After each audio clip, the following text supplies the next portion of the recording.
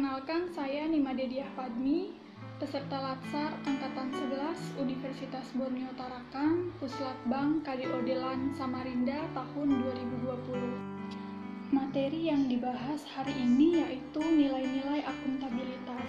Nah, di dunia pekerjaan sering sekali kita mendengar kata akuntabilitas, tapi sebenarnya apa sih pengertian dari akuntabilitas itu sendiri? Nah, di sini ada perbandingan antara pengertian responsibilitas dengan akuntabilitas. Jadi, responsibilitas itu adalah kewajiban kita untuk bertanggung jawab atas semua tugas-tugas pokok pekerjaan kita. Sedangkan akuntabilitas sendiri maknanya yaitu kewajiban kita untuk mempertanggungjawabkan segala tindakan kita dalam bekerja. Setiap orang yang bekerja memiliki kewajiban untuk mempertanggungjawabkan segala hasil kinerjanya. Nah, contohnya di sini, apa sih yang bisa dikatakan sebagai pertanggungjawaban? Itu adalah hasil kerja atau dokumentasi hasil kerja dari setiap kegiatan yang diamanahkan kepadanya. Pertanyaannya di sini, mengapa PNS perlu akuntabel?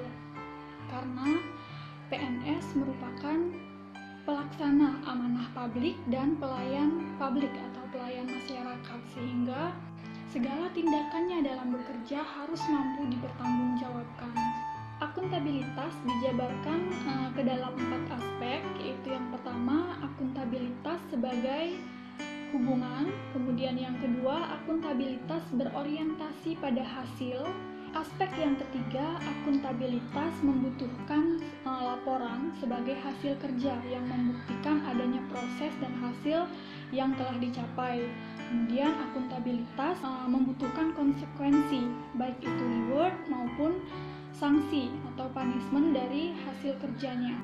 Kemudian aspek yang terakhir, akuntabilitas mampu memperbaiki kinerja PNS. Dalam artian di sini, dengan adanya bukti laporan atau laporan hasil dari kinerja, seorang PNS dapat memperbaiki kinerjanya yang mungkin belum maksimal dicapai di rencana kerja sebelumnya.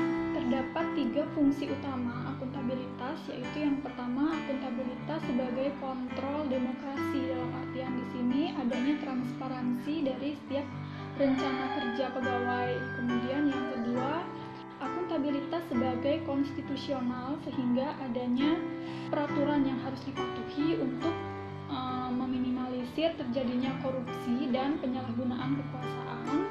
Dan yang ketiga yaitu peran akuntabilitas sebagai media belajar.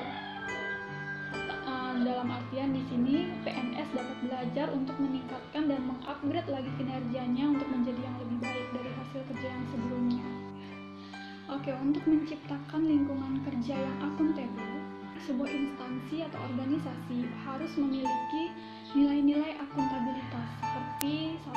Kepemimpinan yang mampu mengayomi, yang mampu mengarahkan untuk mencapai tujuan yang ingin dicapai. Kemudian transparansi informasi. Jadi segala informasi yang dibutuhkan, baik itu rencana anggaran dan lain-lain, itu harus transparan dari atasan maupun ke bawahannya. Kemudian ada integritas kerja. Kemudian ada rasa tanggung jawab yang dimunculkan di situ terhadap segala bentuk pekerjaan yang diamanahkan. Kemudian ada keseimbangan. Selain keseimbangan ada juga keadilan, kepercayaan, adanya kejelasan dari tujuan yang akan dicapai, kemudian kejelasan dari rencana kerja yang akan dilaksanakan. Nah, itu diperlukan juga dalam sebuah lingkungan kerja. Nah, yang terakhir adanya kekonsistenan dari antara apa yang ingin dicapai dengan perencanaan dan pelaksanaan yang akan dilakukan.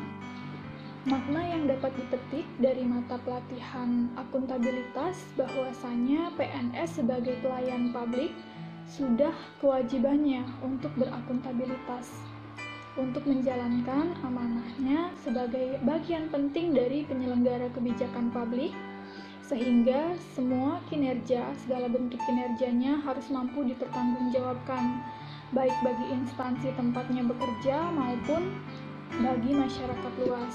Rencana aksi yang kiranya dapat dilakukan oleh PNS dosen setelah mendapatkan pelatihan akuntabilitas, mata pelatihan akuntabilitas. Tugas pokok sebagai dosen adalah menjalankan tridharma perguruan tinggi yang berkaitan dengan pengajaran, penelitian, dan pengabdian kepada masyarakat, yang artinya ada integritas yang harus muncul, yang harus dimiliki untuk menjalankan tugas-tugas pokok dalam tridharma dengan maksimal, menjalin hubungan terkait pengabdian masyarakat yang tentunya membutuhkan komitmen dan tanggung jawab dalam pelaksanaannya. Begitu juga dengan pelaksanaan penelitian. Untuk mengupgrade kompetensi membutuhkan konsisten untuk pelaksanaannya.